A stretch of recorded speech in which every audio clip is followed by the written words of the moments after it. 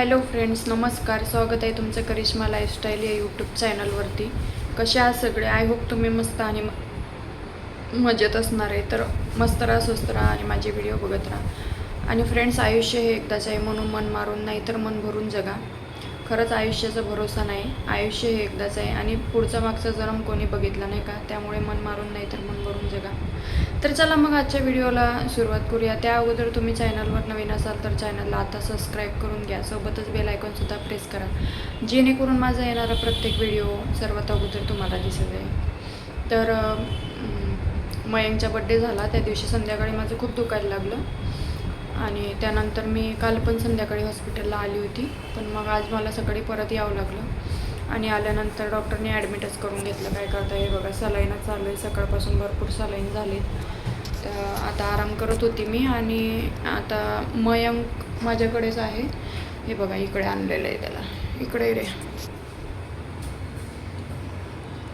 तर मयंक माझी सेवा करतोय, कारण माझ्याजवळ थांबायला कोण नाही. आम्हाला सेपरेटच रूम दिलेली आहे.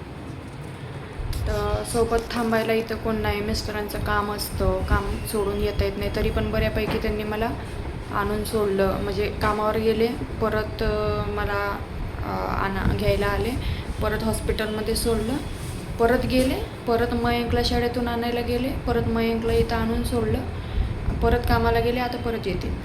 म्हणजे त्यांची पण खूप धावपळ होत आहे. काम वगैरे आहे, कामाकडे पण लक्ष द्यावं लागते, माझ्याकडे पण लक्ष द्यावं लागते. तर आहेत काही गोष्टी. तुम्हाला प्रश्न पडला असेल कशामुळे ॲडमिट वगैरे काय. तर कसं असतं ना, काही गोष्टी सांगितल्या तरी नजर लागते म्हणतात, नाही सांगितलं तरी नजर लागते. पण मला माझ्या तोंडाने काहीच बोलायचं नाही. बाकी खूप लोक समजदार आहेत, हे मी बघितलंच. आणि एक छोटीशी हिंट पण काफी असते. पण कसं असतं ना, सध्या काही गोष्टी अशा क्रिटिकल आहेत, काही परिस्थिती अशी असते की आपण तोंडाने काही बोलू पण शकत नाही. बोलायचं तर असतं, पण सगळेच आपले असतील, सगळेच आपल्याबद्दल चांगला विचार करत असतील, सगळेच पॉझिटिव्ह वेने व्हिडिओ बघत असतील. व्हिडिओ बघितल्यानंतर सगळेच पॉझिटिव्हिटी सोडत असतील असं नाही. काही लोक निगेटिव्हिटी सोडणारे पण आहेत. त्यामुळे मला असं वाटतं, जाऊ दे, जे व्हायचं ते पण नाही सांगितलेलं बरं. कारण योग्य त्या गोष्टी योग्य त्यावेळेस सांगितलेल्या बऱ्या असतात. मी सगळ्या गोष्टी सांगणार, पण फक्त योग्य वेळ आल्यावर. आणि त्यावेळेस तुम्हाला म्हणजे जे लोक वाईट कमेंट करतात स्पेशली, त्यांना तर एवढं वाईट वाटणार आहे काही गोष्टींचं की खरंच आम्ही करिश्माला असं का बोलत होतो. पण जाऊ द्या, काही लोकांची फितरत पण अशी असते की रिॲलिटी सांगितल्यानंतरही त्यांना काही एवढं विशेष वाटत नाही. कारण त्यांचं म्हणजे एक दयामयाची जी हे आपले मन असतं ना, तो मनच त्यांच्याकडे नसतो. पण ठीक आहे, असू द्या, काही नाही, जास्त काही प्रॉब्लेम नाही. पण आहेत काही गोष्टी क्रिटिकल, त्यामुळे मी सांगत नाही आहे काही. पण योग्य वेळ आल्यावर नक्कीच सांगेन. सध्या तर त्रास कमी आहे आता कालपासून, कारण काल गोळ्या औषधं दिली त्या मॅडमनी, त्याच्यावर थोडंसं रिकवर झाली. सकाळी परत दुखायला लागली, त्यामुळे मग ॲडमिट केलं. तर उद्या खूप महत्त्वाचा दिवस आहे माझ्यासाठी. काय ते सांगेल तुम्हाला. कोणतरी येणार आहे का बरं ते पण सांगेल. पण आत्ता मी जास्त काही नाही सांगू शकत. आता ते येतील टिफिन घेऊन. मयंक इकडेच थांबणार आहे रात्रभर माझ्यासोबत दवाखान्यात, कारण थांबायला कोणी नाही. आणि आदितीताई आली असती, पण आदितीताईच्या मुलाचं थोडं काहीतरी आज म्हणजे प्रॉब्लेम झाला आहे, त्याला त्रास होतो आहे, दुखतं आहे त्याचं आणि आजारी पडला आहे तो. ताप येतो आहे जास्त आणि उलट्या पण करतो आहे. म्हणजे बऱ्याचपैकी आजारी पडला आहे तो. त्यामुळे मुलाकडं पण लक्ष देणं, कामावर पण जाणं, म्हणजे तिच्या मागं पण जास्त धावपळ आहे. त्यामुळे मी तिला काहीच बोलली नाही. सो इथं थांबायला कोणी नाही, तर मयंक थांबलेला आहे माझ्यासोबत. आता काय करायचं. तरी बिचाऱ्याने बऱ्यापैकी सेवा केली माझी, माहिती का. डोकं दाबलं, परत गोळ्या औषधं देतो आहे मला वेळेवर, लक्ष ठेवतो आहे, लाड करतो आहे, जीव लावतो आहे मला. आता झोपला इथं बघा. तर मयंक आहे माझ्यासोबत. त्यानंतर ते तर येतीलच आता, पण त्यांना त्यांचं काम पण महत्त्वाचं आहे. काम पण सोडून येता येत नाही. कमवतात कोणासाठी? आमच्यासाठी. जर कामच नाही केलं तर मग पैसे कुठे येणार? पैसेच नाही आले तर मग असं बाकीच्या गरजा कशा भागणार? त्यामुळे त्यांना तर कामावर जावं लागतं ना. आमचे काही पाहुणे रावळे इकडे नाही आहेत जास्त, आता येणार आहेत. तर गावावरून कोणी नाही येऊ शकत. मागच्या वेळेस मी भरपूर कमेंट्स वाचले होते की आजारी असतील तर सासूबाईला बोलवून घे वगैरे. तर आमच्या सासूबाईचा बी जरा प्रॉब्लेम आहे, ते पण नाही घर सोडू शकत. शक्यच नाही आहे, कारण जी गोष्ट शक्य नाही आहे ती आपण नाही फोर्स करू शकत, नाही का. नाही घर सोडू शकत. असतात काही गोष्टी. आता मी जास्त पर्सनल नाही काही सांगू शकत, कारण मग हे पण मला ओरडतात की तुला व्हिडिओ बनवायचे ना बनव, तुला तुझी यूट्यूब फॅमिली आहे, तुझं एवढं नाव बनलं आहे असं तुला वाटत असेल तर तू तुझ्या यूट्यूब फॅमिलीसाठी व्हिडिओ बनव. म्हणजे एवढे दिवस याच्यामध्ये घातले आणि आता मग अचानक सोडून देणं आपलं चांगलं झालं म्हणून हे पण चुकीचं आहे. तर मला थोडंफार सपोर्ट करतात ते व्हिडिओसाठी की तू कर व्हिडिओ, पण जास्त पण प्रायव्हेट एकदमच पर्सनल गोष्टी शेअर करायला ते पण ओरडतात मला.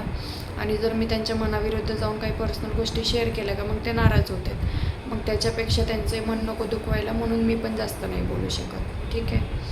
बाकी आमची सगळी फॅमिली गावीच आहे, इकडे तर कोण नाही. इकडे बऱ्यापैकी त्यांचे मित्र आहेत, म्हणजे मित्र पण असे आहेत असे तसे नाही, त्यांचं एकदम घरच्यांसारखं संबंध असे मित्र आहेत त्यांचे मित्र. फॅमिलीवाले मित्र आहेत सगळे आणि बऱ्यापैकी चांगले आहे सगळे. म्हणजे समजा असं लईच गरज पडली, लई एकदम इमर्जन्सी असला तर धावून येण्यासारखे आहेत सगळे, आहेत आसपासच. पण सध्या काही एवढी गरज पडत नाही आहे, त्यामुळे आम्ही पण काही कोणाला बोलवलं नाही. आणि कसं असतं, जो काळ आपण एकट्याने काढू शकतो तो काढायला पाहिजे, कारण ज्यावेळेस खरंच आपल्याला कोणाची तरी मदतीची गरज असेल त्यावेळेस पुढचा व्यक्ती पण आल्या पाहिजे. म्हणून आता मला एवढं म्हणजे गरज वाटत नाही की कोणाला बोलवलंच पाहिजे, थांबवलंच पाहिजे. पण ज्यावेळेस गरज असेल त्यावेळेस सगळे येतील. ठीक आहे, तसं नाही करायचं. तर आता त्यांची सुट्टी झाली, फोन आला होता, घरी गेले ते, आवरून येतो म्हणले.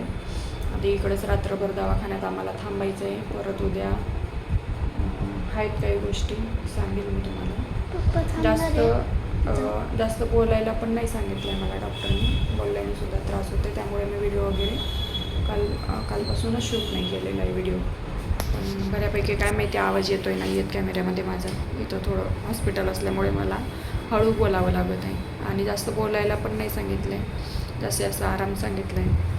तर ठीक आहे, मला फक्त जास्त नाही बोलणार या व्हिडिओमध्ये, एवढंच सांगायचं की तुमच्या सर्वांच्या आशीर्वादाची, प्रेमाची खूप गरज आहे. सगळ्यांनी छान प्रार्थना करा, आशीर्वाद द्या. या गोष्टीतून तर लवकरात लवकर मी पूर्णपणे बरी होऊन सगळं काही व्यवस्थित व्हावं एवढंच सांगा, जास्त काही नाही सांगू शकत. आणि हो, अजून एक गोष्ट राहिली तुम्हाला सांगायची.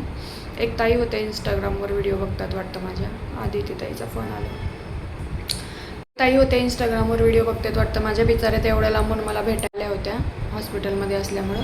तर छान वाटलं. चला, म्हणजे आपल्यावर जीव लावणारे पण आहेत. मग आपण जे लोक वाईट बोलतात, ज्यांना आपल्या नावापासूनच हेट आहे, अशा लोकांकडे लक्ष देण्यापेक्षा मला तरी वाटतं की हे असे लोक भेटायला येतात, बिचारे जीव लावतात. मी एवढी म्हणजे त्या ताईसोबत बोलून मला एवढी आपुलकी वाटली, एवढं छान तिने जीव लावलं, बोलली, आली बघायला, असं घरचं कोणीतरी आल्यासारखं वाटलं माहिती का. पण मी आता आहे ना जास्त कोणाशी मैत्री वगैरे करायला जात नाही. आदिती ताई, लक्ष्मणदादा, हे दोनच व्यक्ती असे आहेत माझ्या आयुष्यात जे मला इम्पॉर्टंट आहेत. आणि कोणीही नवीन आलेला व्यक्ती मी कधीच जवळ करत नाही, किती गरज असू दे, किती इमर्जन्सी असू दे. मी कधीच कोणाचा कामापुरता वापर केलेला नाही. मला असं कधीच वाटलं नाही की या व्यक्तीकडून फक्त आपले एवढे दिवस काढून घ्यायचे, त्यामुळे त्याच्याशी नातं ठेवायचं. मी सगळ्यांचं शेवटपर्यंत निभवण्याचा प्रयत्न केला, पण पुढच्याही व्यक्तीच्या हातात असतात काही गोष्टी, त्यामुळे जमत नाही. तर आदितीताई आणि लक्ष्मणदादा हे व्यक्ती मला कधी न धोका देणारे आहेत, त्यामुळे मी त्यांना घेऊन चालते. बाकीच्या नवीन आलेल्या लोकांची मी गॅरंटी नाही देऊ शकत, त्यामुळे मी कोणाशीच जास्त मैत्री वाढवत नाही. आणि नकोच आहे मला. आणि यांनी पण सांगून ठेवलं आहे, काय गरज आहे, तुला एवढी मोठी मी फॅमिली दिलो आहे, तुला काही वाटलं तर माझ्या फॅमिलीशी बोल.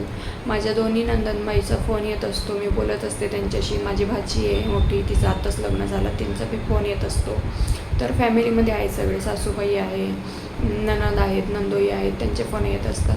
तर काय असेल ते त्यांच्यासोबत बोलत जा, जास्त बाहेरच्या लोकांसोबत कॉन्टॅक्ट नको, असं यांनी पण मला सांगितलं. त्यामुळे मी जास्त मैत्री वाढवत नाही कोणाशी. आणि दुखल्या सुकल्याला इमर्जन्सीला कोण येत नाही, आनंदामध्ये सगळे येतात बरं का. शेवटी दुखल्या सुकल्याला फक्त आदितीताई आणि लक्ष्मणदादाच धावणार आहेत, त्यामुळे मी त्यांना धरून चालते. तर असू द्या, या व्हिडिओमध्ये एवढंच, जास्त गोष्टी मी कवर नाही करू शकत. खूप नॉर्मली मी बोलून हा व्हिडिओ संपवत आहे. जास्त मला बोलता पण येत नाही, बोलायला पण सांगितलेलं नाही आहे, जास्त गोष्टी काही सांगता पण येत नाही. माझी खूप मनापासून इच्छा आहे माझ्या यूट्यूब फॅमिलीला सगळं सांगायची. बऱ्याच गोष्टी एवढ्या 2-3 महिन्यामध्ये एवढं विशेष काही घडलेलं आहे ना की ते सांगायचं आहे मला तुम्हाला, पण मी सांगू शकत नाही आहे. त्याला पण एक योग्य वेळ येऊ द्या, मग सगळ्यांनाच सांगणार आहे. सो बाकी काही अंदाजा लावू नका, जे काय असेल मी ते तुम्हाला सांगणारच. बाकी तुमच्या सगळ्यांच्या प्रेमामुळे सपोर्टमुळे मला खूप बळ भेटतो आहे. खूप छान छान कमेंट्स येत आहेत सध्या. तर वाईट लोकांकडे इग्नोर करून चांगल्या लोकांकडे लक्ष द्यायचं हेच मी ठरवलं आहे. डॉक्टरनी पण मला जास्त ताण घ्यायला नाही सांगितलं. यांचा फोन आला आहे. चला व्हिडिओ मी इथंच थांबवते. भेटू आपण नेक्स्ट व्हिडिओमध्ये. Bye bye. बाकीच्या गोष्टी आपण नेक्स्ट व्हिडिओमध्ये करू.